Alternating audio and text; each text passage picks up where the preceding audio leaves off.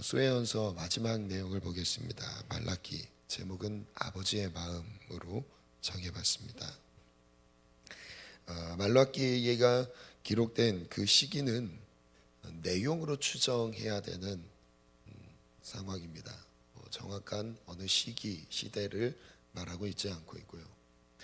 다만 우리가 추정할 수 있는 요소가 있다면 말라기서에 다루고 있는 문제와 같은 문제를 다루고 있던 성경의 시대를 추정해 볼 때 에스라와 느헤미야와 같은 비슷한 시기로 추정을 합니다. 왜냐하면 성전 재건이 일어난 이후에, 성전 재건을 다 이룬 이후에 지속되고 있었던 그 문제를 에스라와 느헤미야가 같은 내용으로 다루고 있기 때문에 그렇습니다.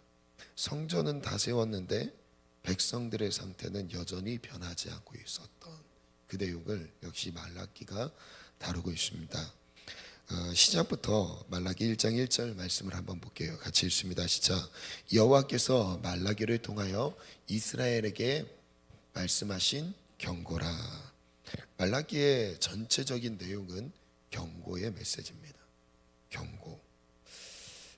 전개 방식, 내용 전개 방식을 이렇게 한번 정리해 봤습니다. 6가지 주제가 있는데 그 6가지 주제를 이 3가지 패턴으로 전해주고 있습니다. 그래서 그 주제를 알면, 그 6가지 주제를 알면 그 안에서 하나님이 어떤 메시지를 전하고 싶으신가를 알게 되고요. 그 안에서 그 상황에 맞는 우리의 고민, 그리고 우리의 한계, 인생의 한계들을, 문제들을 접하게 됩니다. 그 전개 방식이 3가지입니다. 첫 번째는 하나님의 먼저 말씀하십니다. 문제 제기를 하시죠. 그리고 두 번째는 그 말을 들은 백성들의 반응입니다. 이의 제기를 합니다. 그거에 대해 반문을 하는 거죠. 그에 대해서 마지막 3번째로 하나님이 설명하는 장면입니다. 그 6가지 주제를 볼게요. 그 처음 3가지는 부패한 이스라엘 백성들을 책망하시는 내용이고요. 뒤에 나오는 3가지 메시지는 이후로 하나님께서 어떻게 회복시키실 것인지에 대한 메시지를 담고 있습니다. 그런데 이 회복에 대한 메시지 역시 책망도 같이 들어가 있습니다. 그들의 죄악을 다루시면서 회복을 말씀하시고 있습니다. 그 첫 번째 주제입니다. 부패한 이스라엘에 대한 책망. 성경이 있으신 분들은 성경을 펴놓고 이제 좀 읽는 부분이 좀 많다 보니까 물론 띄워드리긴 하겠지만 이제 또 텍스트로 보는 거랑은 좀 다르기 때문에 한번 펴놓고 보시면 더 도움이 될 것 같아요. 부패한 이스라엘에 대한 책망인데 첫 번째 논쟁이 있습니다. 이 첫 번째 논쟁은 1장 2절부터 5절까지의 내용인데 제가 중요한 부분 2, 3절만 띄워드렸고요. 사랑에 대한 메시지입니다. 사랑. 같이 한번 읽겠습니다. 여호와께서 이르시되 내가 너희를 사랑하였노라 하나. 이게 처음에 질문하는 거예요. 내가 너희를 사랑하였다. 그런데 백성들의 반응은 어떻죠? 시작. 너희는 이르기를 주께서 어떻게 우리를 사랑하셨나이까 하는도다. 나 여호와가 말하노라. 에서는 야곱의 형이 아니냐. 그러나 내가 야곱을 사랑하였고 에서는 미워하였으며 그들의 산들을 황폐하게. 제일 먼저 사랑에 대한 주제를 다룬 이유가 있습니다. 왜냐하면 이들은 성전을 다 지었어요. 그리고 그들은 헌신된 사람들이었습니다. 그런데 그들의 삶은 여전히 피폐했어요. 황폐했습니다. 뭔가 그럴싸하게 보이는 세상 그리고 다른 민족과 비교해 봤을 때 나아 보이는, 오히려 나아 보이는 삶이라기보다 더 열악하게 느껴지는 현실 때문에 그들은 이런 의심이 있었어요. 하나님 과연 나를 사랑하시나? 하나님 나를 사랑하시면 내가 이렇게 헌신했는데 이런 일이 있을 수 있을까? 제일 근본적으로 하나님의 사랑에 대해서 의심이 생겼어요. 여러분, 우리의 인생이랑 똑같지 않습니까? 뭔가 세상적으로 채워지지 않는 내 상황을 볼 때 우린 제일 먼저 이 의심을 하게 됩니다. 하나님 날 사랑하시는 거 맞습니까? 그에 대해서 말라기 선지자가 첫 번째 다루는 가장 중요한 메시지예요. 내가 너를 사랑하였다. 근데 그들은 얘기해대요. 우리를 언제 사랑하셨어요? 우리를 언제 사랑하셨어요? 하나님 정말 우리 사랑하셨어요? 그러면서 나오는 이야기가 그 다음 한번 띄워주시겠어요? 그래서 이렇게 정리해봤어요. 이의제기, 주께서 어떻게 우리를 사랑하셨습니까? 그때 하나님 설명하시죠. 너는 사랑받지 못할 상황이었다. 그런데 내가 너를 사랑해서 선택했어. 그걸 뭘로 비유하셨어요? 에서와 야곱의 인생을 비유하셨어요.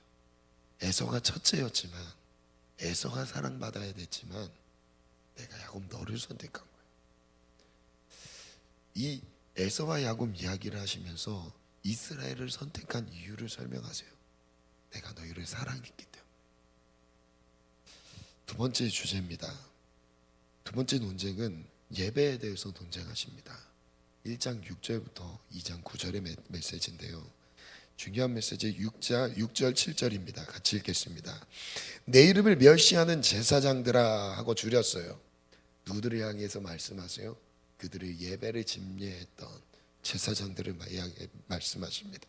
시작. 내가 아버지일진데 나를 공경함이 어디 있느냐? 내가 주인일진데 나를 두려움이 어디 있느냐?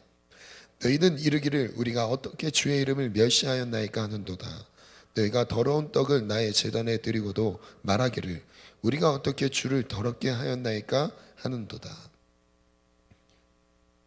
그들의 예배의 상태를 말씀하고 계십니다. 하나님이 아버지신데, 여러분 여기서 아버지라는 표현이 나와요. 구약에서 흔히 나올 수 없는 표현입니다. 계속 만군의 여호와가 나오죠. 그런데 여기에서 뭔가 아버지와의 관계를 말씀하고 계세요. 내가 너희의 아버지인데 나를 공경함이 어디 있느냐? 너희가 더러운 떡을 나의 제단에 드리고도 나를 경외했다고 말한대요. 이걸 이렇게 정리해봤습니다. 하나님의 말씀이 들려옵니다. 아버지일진데 나를 공경함이 어디 있느냐? 어떻게 우리가 주의 이름을 멸시했습니까? 그런 적 없는데요. 또 하나님 말씀하세요. 너 더러운 떡을 나의 제단에 드리고도 나를 경외한다고 하느냐? 그때 우리가 또 얘기를 해요. 우리가 어떻게 주를 더럽혔습니까? 어쩌면 우리의 마음의 소리 아닐까요? 하나님과 이스라엘 백성들과의 직접적인 대화는 아니지만 이런 문학적인 표현을 통해서 대화를 통해서 하나님이 우리에게 하고자 하시는, 또한 우리 내면 안에 깔려 있는 죄악된 본성 안에 있는 목소리들, 그런 것들을 드러내고 계신 겁니다. 그리고 하나님 설명하죠. 여호와의 식탁은 경멸히 여길 것이라 말하기 때문이라. 그들은 그렇게 생각했대요. 여호와의 식탁을 경멸하게 여겨도 된다. 경멸이라는 단어가 너무 부담스럽게 느껴지십니까? 제가 그래서 한번 또 8절을 준비해봤습니다. 같이 읽어볼까요? 시작. 만군의 여호와가 이르노라 너희가 눈먼 희생 제물을 바치는 것이 어찌 악하지 아니하며 저는 것 병든 것을 드린 것이 어찌 악하지 아니하냐. 이제 그것을 너희 총독에게 드려보라. 그가 너를 기뻐하겠으며 너를 받아주겠느냐. 그들이 하나님을 예배하면서 드렸던 것이 저는 것, 병든 것. 여러분 제일 가치 있는 것을 드려 마땅할 하나님 앞에 쓰다 남은 거, 하찮은 거, 이런 것들을 드렸대요. 그러면서 우린 드렸다는 거예요. 우린 예배했다는 거예요. 혹시 쓰고 남은 시간 하나님께 드리고 있지 않으세요? 쓰고 남은 물질 하나님께 드리고 있지 않으세요? 그러면서 우리는 그렇게 하나님께 드려도 된다라고 생각했대요. 여러분 이 시대의 배경이 그래요. 사람들에게 부담을 주지 않기 위해서 괜찮다고 말해요. 그런데 하나님 위대하신 분이에요. 하나님 작은 분이 아닙니다. 하나님 크신 분이에요. 우리 하나님이 하나님답게 높임을 받으셔야 되는 분입니다. 최소한 우리 젊음의 교회 성도 안에서는 하나님께 최상의 예물과 최상의 시간과 최상의 것들로 하나님께 예배하기를 원합니다. 10절은요 이렇게 말해요. 너희가 내 제단 위에 헛되이 불사르지 못하게 하기 위하여 너희 중에 성전문을 닫을 자가 있었으면 좋겠도다. 하나님께서는 이런 예배를 안 드렸으면 좋겠다고 하시면서 성전문을 닫을 사람을 찾으셨대요. 하나님이 예배를 받으시는 게 아니라 내 마음을 받으시는 겁니다. 하나님이 진짜 찾으시는 것은 예배의 형식이 아닙니다. 내 마음인 거예요. 물질이 크고 적음이 아니에요. 많은 시간이 아닙니다. 정말 내 중심인 거죠. 그래서 세 번역으로 12절부터 13절을 띄워주세요. 같이 읽어볼게요. 시작. 그런데 너희는 주님께 차려 드리는 상쯤은 더러워져도 괜찮아 하면서 너희들도 신하는 음식을 제물이라고 그 위에 바치니 너희는 지금 내 이름을 더럽히고 있다. 너희는 또 이 얼마나 실증나는 일인가 하고 말하며 제물을 멸시한다. 나 만군의 주가 말한다. 너희가 훔쳤거나 쩔뚝거리거나 병든 짐승을 제물이라고 가지고 오니 내가 그것을 너희에게서 달갑게 받겠느냐? 나 주가 말한다. 여러분, 심각한 것은 이 시대의 영적인 풍토였습니다. 그냥 문화였어요. 그래도 된다는 문화. 그래서 시대적인 메시지로 전해주는 겁니다. 어떤 한 특정 한 부류나 한 사람의 신앙을 가지고 말한 게 아니에요. 시대적인 신앙의 색깔이 이랬어요. 하나님을 섬길 줄 모르는 그런 시대. 여러분, 지금 이 시대가 그래요. 우리 대한민국이 처음 하나님이 우리를 만나 주셨을 때, 우리 대한민국이 처음 하나님을 만났을 때를 생각해 보세요. 여러분, 철야 예배를 드려도 밤새도록 드렸습니다. 새벽은요, 이게 지나친 신앙이라고 말하는 사람이 없었어요. 그냥 예수 천당 불신 지옥만 외치며 복음을 전하는 순수한 사람들, 그렇게 하나님을 사랑했던 헌신들이 있었어요. 더 많은 물질을 들여서 복을 받았던 겁니까? 아니에요. 더 가난했습니다. 부족했어요. 중심을 드리는 신앙이 우리 윗세대에 있었던 거예요. 근데 우리는 그 신앙을 본받고 있습니까? 우리 시대에 맞춰진 헌신이 아닙니다. 말씀에 맞춰진 예수 그리스도께서 우리에게 보여진 헌신이잖아요. 죽기까지 우리를 사랑하셨으니 우리 또한 죽기까지 예수를 따르는 게 맞지 않습니까? 자신의 모든 것을 내어준 사랑 앞에서 우리는 전부를 드리면서 따라가는 게 맞지 않습니까? 그게 우리 믿음의 선배들의 모습이었어요.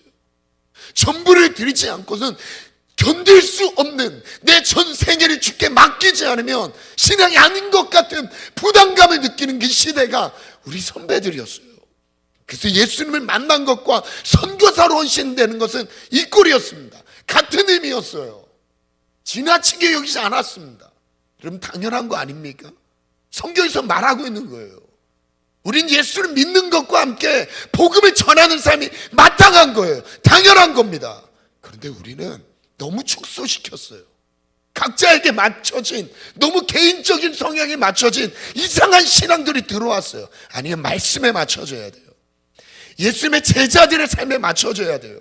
주님의 부르심에 맞춰져야 돼요. 성령 충만에 맞춰져야 돼요. 성령 충만이 어렵다고요? 그럼 어려운 내 수준에 맞추는 건가요? 아닙니다. 성령의 인도하심에 맞춰져야 돼요. 그게 길이고 그게 진리며 그게 인도하심인 거예요.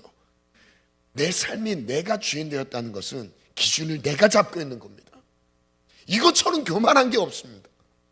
내 삶을 내려놓고 내 기준을 내려놓고 내 삶의 주인이, 내 모든 생명의 주인이, 모든 주도권이 하나님 아버지께 있음을 고백하며 맡겨드리는 거예요. 계산하지 않고 따르는 겁니다. 세 번째 논쟁입니다. 결혼에 대해서 말씀하십니다. 2장 10절부터 16절입니다. 저는 가정이라는 표현이 좀 더 맞을 수도 있겠습니다. 2장 11절 12절입니다. 함께 읽습니다. 유다 백성은 주님을 배신하였다. 예루살렘과 이스라엘 온 땅에서 추악한 일이 일어나고 있다. 유다 백성은 주님께서 아끼시는 전 성소를 더럽히고 남자들은 이방 우상을 섬기는 여자와 결혼까지 하였다. 이런 일을 하는 사람은 그가 어떤 사람이든지 주님께서 그를 야곱의 가문에서 쫓아내실 것이다. 그들은 하나님을 예배하면서도 이방 여인과 결혼해서 이방 신을 섬기는 문화가 가정 안에 들어온 것을 어렵게 생각하지 않았습니다. 그냥 어쩔 수 없는 것으로 생각했어요. 그걸 하나님이 책망하고 계신 거예요. 조금 더 볼게요. 여기에서 이어서 결혼 문제뿐만 아니라 이혼 문제도 다루고 있습니다. 14절. 그러면서 너희는 오히려 무슨 까닭으로 이러십니까? 하고 묻는다. 하나님께 반문해요. 왜 이러세요? 왜 이러시냐고요? 그 까닭은 내가 젊은 날에 만나서 결혼한 너의 아내를 배신하였기 때문이며 주님께서 이 일의 증인이시기 때문이라. 그 여자는 너의 동반자이며 내가 성실하게 살겠다고 언약을 맺고 맞아들인 아내인데도 내 아내를 배신하였다. 이혼이 문화가 돼버렸어요. 가정이 쉽게 깨져버렸습니다. 마음이 안 맞으면 깨져버리는 거예요. 지금 이 시대와 같지 않습니까? 그거에 대해서 하나님이 책망하고 계신 거예요. 가정은 하나님이 세우신 거예요. 남자와 여자의 만남은 하나님의 언약 안에서 만나는 것입니다. 인간이 나눌 수 없습니다. 그런데 그걸 나누고 있어요. 내가 삶의 주인이 돼서 짝 지어진 것을 깨뜨리고 있습니다. 시작도 문제였는데 문제 안에서 세워가지도 못할 뿐만 아니라 또 무너지는 가정들을 다루고 있어요. 하나님이 말씀을 이렇게 정리해봤어요. 너희는 거짓을 행하였고 가증한 일을 행하였다. 여호와께서 사랑하시는 성결을 욕되게 하여 이방신 딸과 결혼하였으니 끊어 버리시리라. 이의제기예요. 이게 무슨 일이에요? 이게 어떤 일이에요? 하나님 설명하시죠. 그는 너의 짝이요 너와 서약한 아내로 돼 내가 그에게서 거짓을 행하였다. 말라기 2장 15절부터 읽어볼게요. 내 심령을 삼가 지켜 어려서 맞이한 아내에게 거짓을 행하지 말라. 거짓을 행하지 말라 말씀하세요. 거짓을 행하지 말라. 띄워주세요. 사랑합니다. 거짓을 행하지 말라. 그리고 15절 16절에 세 번역인데요. 없으면 그냥 두셔도 됩니다. 제가 읽을게요. 너희는 명심하여 젊어서 결혼한 너희 아내를 배신하지 말아라. 나는 이혼하는 것을 미워한다. 주 이스라엘의 하나님이 말한다. 아내를 학대하는 것도 나는 미워한다. 나 만군의 주가 말한다. 그러므로 너희는 명심하여 아내를 배신하지 말라. 아내를 배신하지 말라.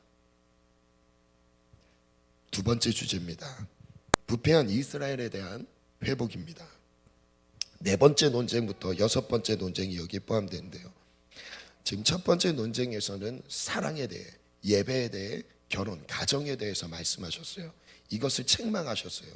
그리고 넘어가서 또 후반부에 나오는 세 가지 주제는 문제를 다루시면서 회복도 말씀하세요. 자, 네 번째 논쟁은 심판에 대해서 말씀하십니다. 2장 17절부터 3장 5절인데 같이 읽겠습니다. 시작. 너희가 말로 여호와를 괴롭게 하고도 이르기를 우리가 어떻게 여호와를 괴롭혀 드렸나이까 하는도다. 이는 너희가 말하기를 모든 악을 행하는 자는 여호와의 눈에 좋게 보이며 그에게 기쁨이 된다 하며 또 말하기를 정의의 하나님이 어디 계시냐 함이니라. 이걸 세 번역으로 말해봤어요. 세 번역으로 띄워볼게요. 시작. 너희는 주님께서는 악한 일을 하는 사람도 모두 좋게 보신다. 무슨 뜻이냐면 악을 행하고 있는 것을 보면서도 아이 괜찮아 괜찮다고 하는 거예요. 그런 다음에 그렇게 얘기한대요. 주님께서 오히려 그런 사람들을 더 사랑하신다 하고 말하고 또 공의롭게 재판하신 하나님이 어디 계시는가 하고 말한다. 너무 사람 중심으로 돼버렸어요. 공의의 정의의 하나님이 사라져 버렸습니다. 이렇게 정리해 봤어요. 하나님의 말씀이 들려옵니다. 말로 여호와를 괴롭게 하고 있다. 너희들의 언어로 나를 괴롭게 하고 있다. 반문해요. 우리가 어떻게 여호와를 괴롭혀 드렸습니까? 하나님 말씀하세요. 여호와께서 악을 행하는 자를 모두 좋게 보신다고 여기며 정의를 행하신 하나님이 없다고 여겼다. 하나님의 정의는 없어. 하나님의 공의는 없어. 사랑만 있어. 이렇게 돼버렸어요. 이 시대를 보는 것 같지 않습니까? 지금 이 시대를 보는 것 같지 않으세요? 만군의 여호와의 심판을 말씀하세요. 3장 5절인데요. 함께 읽습니다. 내가 심판하러 너희에게 임할 것이라. 점치는 자에게와 간음하는 자에게와 거짓 맹세하는 자에게와 품꾼의 싹스에 대하여 억울하게 하며 과부와 과를 압제하며 나그네를 억울하게 하며 나를 경외하지 아니하는 자들에게 속히 증언하리라. 만군의 여호와가 말하였느니라. 물론 우리 지금 예배하는 우리 성도들의 삶에서는 이런 폭군과 착취와 학대를 하는 사람 전 없다고 믿습니다. 전혀 없어요. 정말 없습니다. 사실 여러분들의 삶엔 해당되진 않아요. 그런데 우리가 시대를 끌어안고 기도해야 됩니다. 시대의 신앙의 흐름을 알고 기도해야 돼요. 하나님의 정의에 대해서 부정하는 그런 안 좋은 영적인 기류가 있습니다. 무분별하고 부도덕적 행위로 약자들을 괴롭히는 그런 행위들이 세상에 가득합니다. 여러분, 그래서 우리가 정의를 놓고 기도하셔야 돼요. 하나님 악한 자들을 멸하여 주시고 하나님 약자들을 보호하여 주소서. 그들에게 은혜를 베풀어 주소서. 이 주제는 거의 참 많은 선지자들, 소회연서에 나오는 선지자들을 통해서 전해지는 것 같습니다. 정의의 하나님, 공의로 심판하신 하나님, 그리고 악인들을 멸하신 하나님. 왜 그러냐면 말세가 되면 도덕적인 기준 자체가 허물어집니다. 말세가 되면 영적인 것뿐만 아니라 영적인 것을 지키는 질서라는 도덕이 사라지게 돼요. 도덕의 기준이 이상하게 변질됩니다. 그러다 보니까 하나님의 말씀도 도덕적인 측면을 많이 강조하게 되는 겁니다. 5번째 논쟁입니다. 회복에 대해 말씀하십니다. 함께 있습니다. 너희 조상들의 날로부터 너희가 나의 규례를 떠나 지키지 아니었다. 하나님의 말씀을 지키지 않았대요. 시작. 그런즉 내게로 돌아오라. 그리하면 나도 너희에게로 돌아가리라. 하나님과의 관계 회복을 말씀하세요. 너희가 나를 떠났다. 다시 돌아와라. 그런데 이 돌아와라, 내가 너를 만나주겠다, 이 메시지가 그 다음에 어떤 문제로 인해서 나타나는지를 말씀하고 계세요. 정말 이해할 수 없게 느껴지는 메시지예요. 그 다음 한번 볼게요. 읽겠습니다. 시작. 너희가 이르기를 우리가 어떻게 하여야 돌아가리까 하는도다. 사람이 어찌 하나님의 것을 도둑질하겠느냐. 그러나 너희는 나의 것을 도둑질하고도 말하기를 우리가 어떻게 주의 것을 도둑질하였나이까 하는도다. 이는 곧 11조와 봉헌물이라. 하나님의 말씀을 벗어났는데 하나님과의 관계가 멀어졌어요. 그 멀어진 것의 핵심이 무엇이냐면 11조예요. 11조. 물질이었어요. 왜 그러냐면 11조는 예배와 직접적으로 연결되어 있습니다. 예배를 섬기는 사람과 직접적으로 연결되어 있어요. 그 당시 11조가 안 되는 상황은 성전이 성전답게 세워지는 게 어려운 상황입니다. 그러면 무슨 문제가 생기냐? 예배에 소홀하게 돼요. 제사에 소홀하게 돼요. 단순히 돈 문제를 말하는 게 아니에요. 하나님 중심의, 성전 중심의 신앙이 사라지게 되어버렸어요. 예배 중심의 신앙이 사라지게 됐어요. 그래서 이렇게 정리해봤습니다. 하나님의 말씀. 너희가 나의 규례를 떠나 지키지 않았다. 내게로 돌아오라. 그리하면 나도 너희로 돌아가리라. 이제기 우리가 어떻게 해야 돌아갑니까? 하나님 말씀하세요. 너희가 하나님의 것을 도둑질하고도 이의제기랍니다. 우리가 어떻게 주의 것을 도둑질하였습니까? 하나님 말씀하세요. 11조와 봉헌물이라. 온전한 11조를 창고에 드려라. 3장 9절부터 11절을 볼게요. 함께 읽습니다. 너희 곧 온 나라가 나의 것을 도둑질하였으므로 너희가 저주를 받았느니라. 만군의 여호와가 이르노라. 너희의 온전한 11조를 창고에 들여 나의 집에 양식이 있게 하고 그것으로 나를 시험하여 내가 하늘 문을 열고 너희에게 복을 쌓을 곳이 없도록 붙지 아니하나 보라. 여러분 11조라는 이 주제가 이 당시의 핵심 주제가 될 수 있었던 이유가 이게 다 대부분의 사람들의 신앙에 퍼져 있었어요. 11조 부담돼. 안 해도 돼. 여러분 지금 문화 아닐까요? 여러분 지금 막 유튜브 보면 11조에 대해서 자유로우라고 율법이라고. 아니요. 여러분 말씀 중심으로 가셔야 돼요. 예수님도 11조를 폐한 적이 없습니다. 예수님이 언제 11조 안 해도 된다고 하신 적이 있어요? 복음을 말씀하시는 예수님이 이와 인과 신까지 행하라고 말씀하시잖아요. 너희가 드리는 것에 그 마음의 본질 담겨져야 있어야 할 그 11조 안에 분명히 있어야 될 본질 의와 인과 신을 너희가 잊어버렸도다. 이것도 하고 저것도 하라고 말씀하셨죠. 하지 말라고 하신 적이 있습니까? 아니, 없어요. 왜 그러냐면 다 인간에게 맞춰져요. 지금 다 메시지가 어디에 중심에 맞춰지냐면 하나님 중심이 아니라 사람 중심으로 맞춰진 메시지가 변질됐던 거예요. 그거 지금 다시 재조정하고 계신 겁니다. 그 중에 핵심이 무엇이었냐면 11조와 봉헌이었어요. 여러분 11조가 온전히 회복되기를 원합니다. 그 다음 또 11절부터 볼게요. 만군의 여호와가 이르노라. 시작. 내가 너희를 위하여 메뚜기를 금하여 너희 토산 토지 수산을 먹어 없애지 못하게 하며 너희 밭에 포도나무 열매가 기한 전에 떨어지지 않게 하리니 너희 땅이 아름다워짐으로 모든 이방인들이 너희를 복되다 하리라. 이게 5번째 논쟁이었어요. 하나님께 돌아오는데 여러분 물질이 돌아오지 않으면 하나님께 마음이 돌아오지 않습니다. 물질 때문에 그런 게 아니에요. 물질 있는 곳에 마음이 있는 거예요. 여러분 다시 한번 생각해 보세요. 내가 마음이 있는 곳에 물질이 아깝지 않습니다. 여러분 모든 것을 다 갖고 오라고 하셨습니까? 아니에요. 일부분이에요. 그걸 가지고 하나님께 마음이 있는 것을 확인케 하시는 겁니다. 전부를 드렸다는 것으로 여겨주시는 거예요. 마지막 6번째 논쟁, 보상에 대해서 말씀하세요.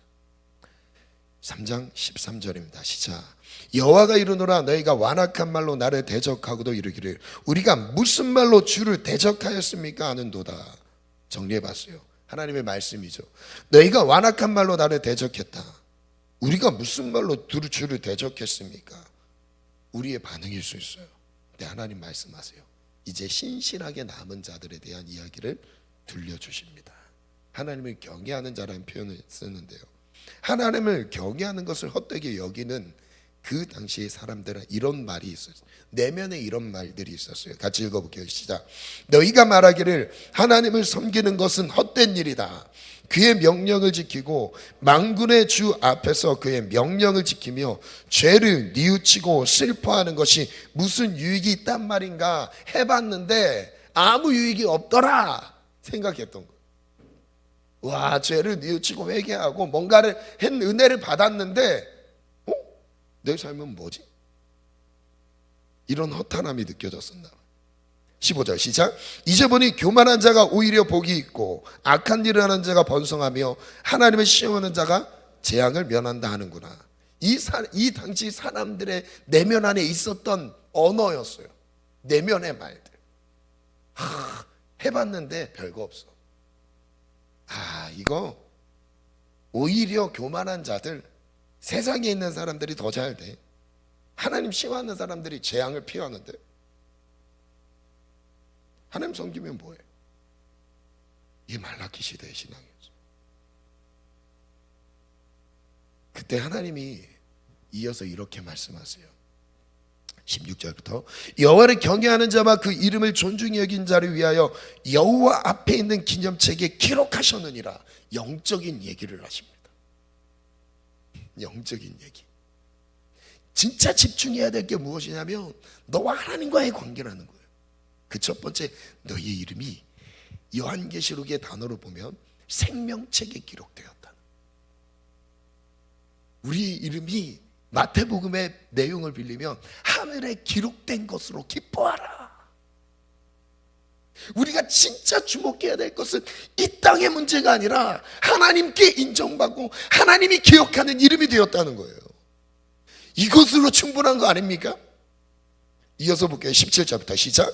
만군의 여호와가 이르노라. 나는 내가 정한 날에 그들을 나의 특별한 수로 아멘. 특별한 수유로 삼을 것이요. 또 사람이 자기를 섬기는 아들을 아낌같이 내가 그들을 아끼리니. 우리를 아껴주신대요. 이 땅에서 뭔가 부족함이 느껴진다 할지라도 내 삶을 특별한 나를 특별한 소유로 삼아주시고 나를 특별하게 아껴주신대요. 여러분, 이거 너무 특별한 은혜 아닙니까? 만물을 창조하신 분이 나를 그렇게 바라보신다는데. 이어서 볼게요. 18절입니다. 시작. 그때 너희가 돌아와서 의인과 악인을 분별하고 하나님을 섬기는 자, 섬기지 않는 자를 분별하리라. 하나님께서 그것을 나누신대요. 이 땅의 것으로 하나님께서 보상하리라라고 말씀 안 하셨어요. 그래서 저도 하나님이 이 땅의 것을 보상한다고는 안 하셨네. 할 수도 있습니다. 하실 수도 있는데 본질은 무엇이래요? 하나님 아버지께 하나님이 기억하시고 하나님이 인정하신다. 마지막 그날에, 최후 정한 날에, 주님의 심판이 있는 그날에 분별하게 될 거예요. 분별해서 하나님을 경외하는 자와 하나님 섬기지 않는 자를 나누실 거예요. 여러분, 그것을 믿고 소망으로 나아가는 것이 그게 믿음인 거죠. 문제는 6가지를 다 나눴습니다. 문제는 이거예요. 성전 재건을 했는데, 그리고 바벨론 포로기 70년을 보내고 왔어요. 죽도록 고생하고 돌아왔습니다. 그리고 성전 재건을 다 이뤘어요. 그런데 이룬 뒤에 이들의 삶은 나아진 게 단 하나도 없었다는. 지금 구약의 결론이 이거예요. 그들의 삶이 나아진 게 하나도 없었어요. 여러분, 고난이 우리를 새롭게 할 수도 있겠지만 고난이 우리를 새롭게 하는 게 아니에요. 예수가 우리를 새롭게 하는 겁니다. 고난을 받아서 새롭게 되는 게 아니에요. 진짜예요. 예수가 나를 새롭게 하셔야 돼요. 그 결론이 바로 말라기로 구약의 모든 역사를 통해 그럼에도 불구하고 새롭게 되지 않는 인간의 부패한 현실을 직고하고 있는 거예요. 우리의 모습이 그렇지 않습니까? 이런 고난을 받으면 뭔가 될 줄 알았는데, 이런 경험을 겪으면 뭔가 새로워질 줄 알았는데 똑같아요. 안 바뀌어요. 뭔가 이상해요. 그런데 그 결정타가 어디서 나오냐면, 그래서 예수를 준비하셨어요. 그래서 모든 약속이 예수로 이루어지는 겁니다. 이제 하나님이 400년간 침묵에 들어가시기입니다. 이 400년간 침묵에 들어가시기 전에 메시지가 여기서 딱 맞아요. 그런데 마지막으로 그들에게 하나님 주신 말씀이에요. 마지막으로 어떤 말씀을 주셨을까요? 최후 심판을 말씀하십니다. 용광로 같은 불이 이를 것이다. 크고 두려운 날이 이를 것이다. 2가지를 기억하라고 말씀하세요. 그 2가지. 첫 번째는요, 뛰리라 밟으리라 있습니다. 시작. 만군의 여호와가 이르노라. 보라, 용광로 불 같은 날이 이르리니 교만한 자와 악을 행하는 자는 다 지푸라기 같을 것이라. 그 이르는 날에 그들을 살라 그 뿌리 가지를 남기지 아니할 것이로되 내 이름을 경외하는 너희에게는 공의로운 해가 떠올라서 치료하는 광선을 비추리니 너희가 나가서 외양간에서 나온 송아지같이 뛰리라.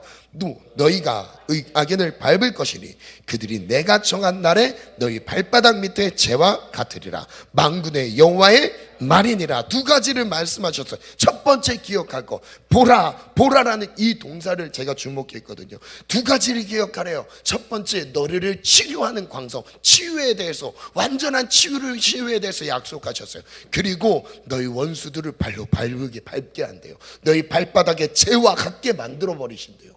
와, 엄청난 약속을 이 최후의 날에 우리에게 주셨어요. 이거 우리에게 주신 약속입니다. 그리고 두 번째 기억할 것은 돌이키게 하리라. 오늘 핵심입니다. 함께 있습니다. 시작. 보라, 또 나와죠. 보라라고 또 말씀하세요. 두 번 말씀하셨어요.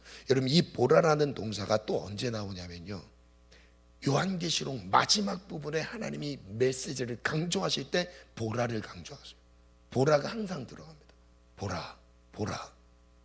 말라기도 똑같아요.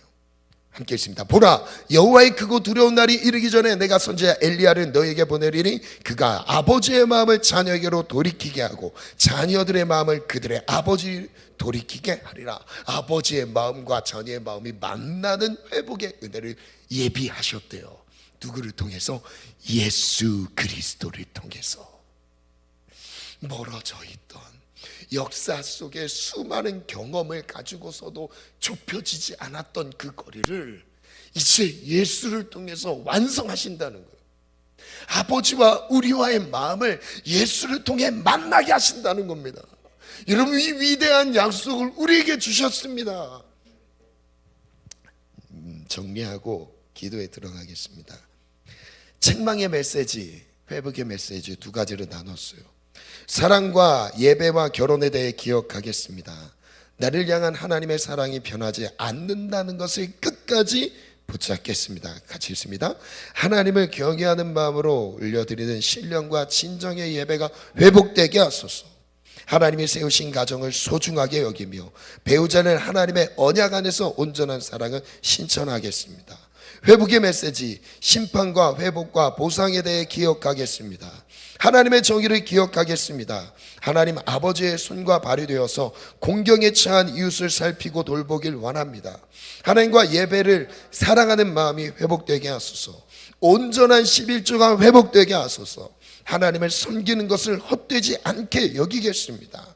하나님을 경외하는 마음으로 하나님께 기억되는 이름이 되길 원합니다. 오늘의 내용이었어요. 근데 기도 제목은 마지막 4장에 있었던 두 가지 메시지에 초점 맞춰서 기도할게요. 기도 제목은 이것을 띄어서 기도해 주시기 바랍니다. 우리 반주해 주시기. 제가 줬나요?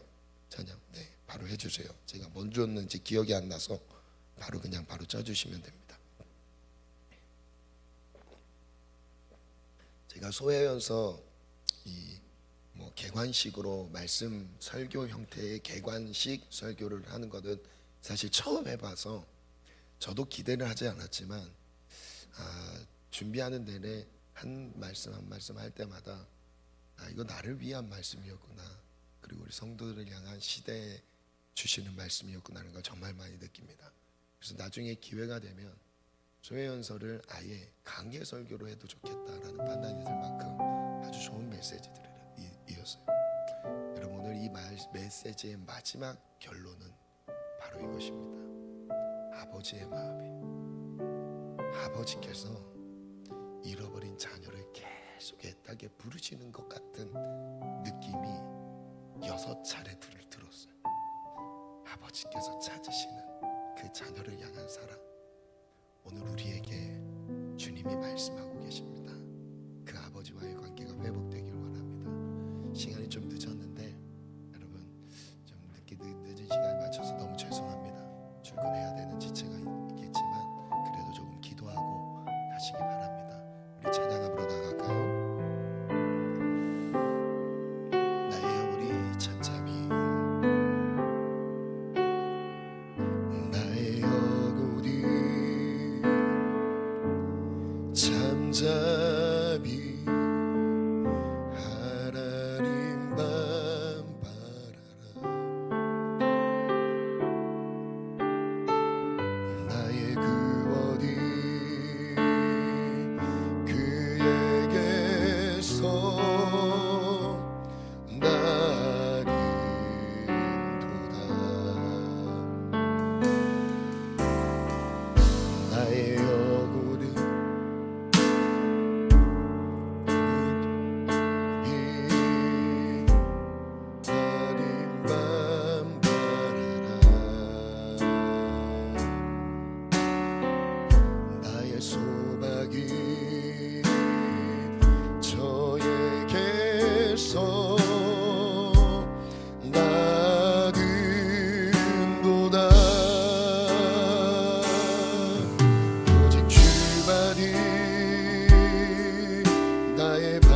반석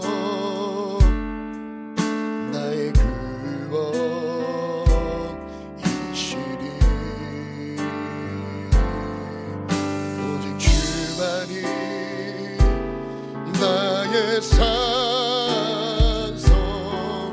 내가 요동치 아니하리 나의 영혼이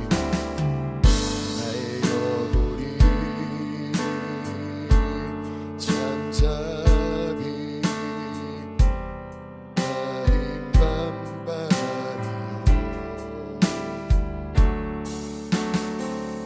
나의 손 그에게서 나리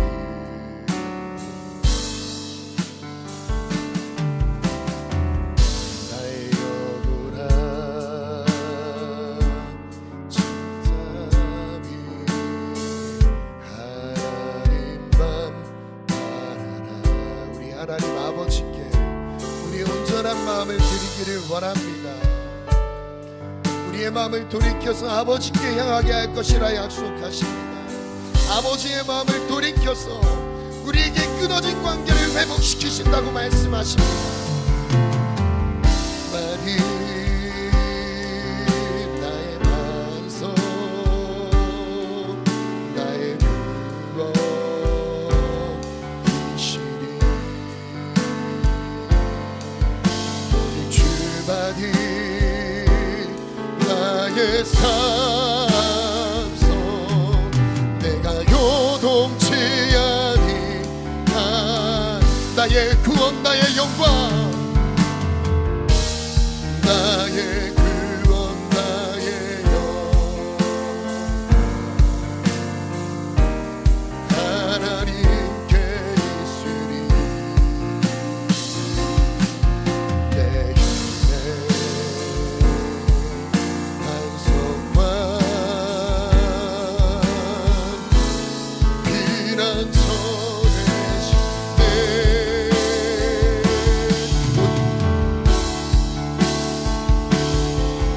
오직 주만이 나의 반석 나의 구원이시니 오직 주만이 나의 산성 내가 요동치 아니한 나의 구원 나의 영광 나의 구원 나의 영광 하나님께 있으리 내 힘의 반석과 피난처 되시네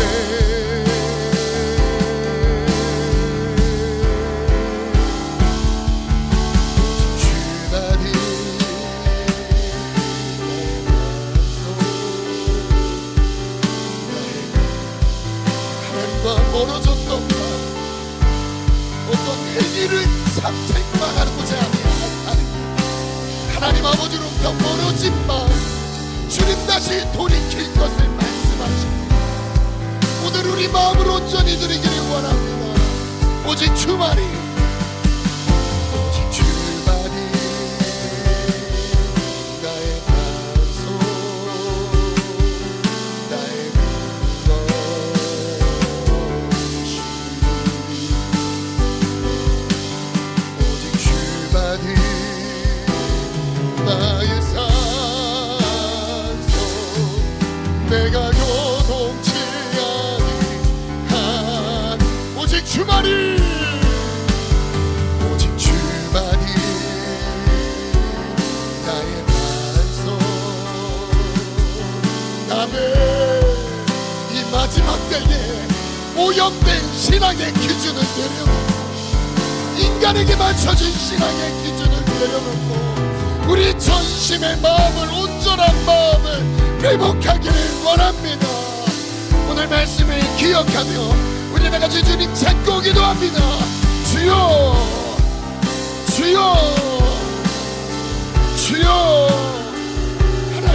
마음이, 하나님 아버지께 멀어졌던 마음이 이 시간 다시 회복되기를 원합니다. 하나님 나를 자녀 삼으시며 사랑을 다시 확인시키시고, 내가 너를 사랑한다, 내가 너를 향한 사랑, 너를 향한 나의 사랑이 변하지 않는다, 신실한 그 사랑이 변하지 않을 것이다.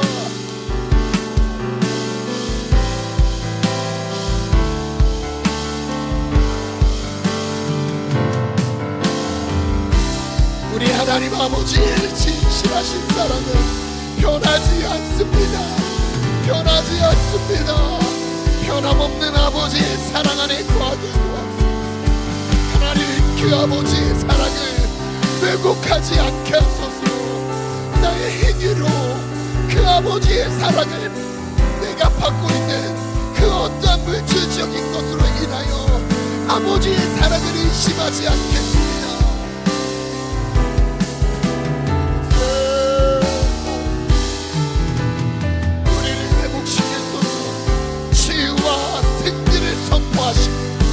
오늘 우리에게 선포해 주셨습니다. 주의 날 너희는 외양간의 송아지같이 뛰리라.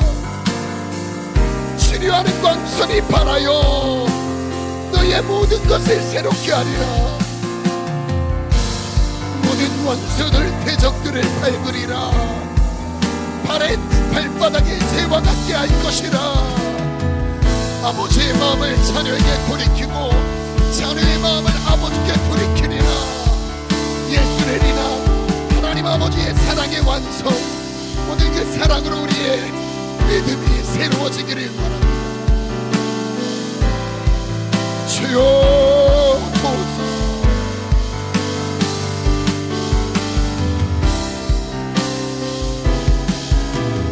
안수기도 들어가겠습니다. 우리 다시 한번 주님 찾고 기도하겠습니다. 기도 막 들어주시고요. 주님 찾고 기도합니다. 주여, 주여, 주여.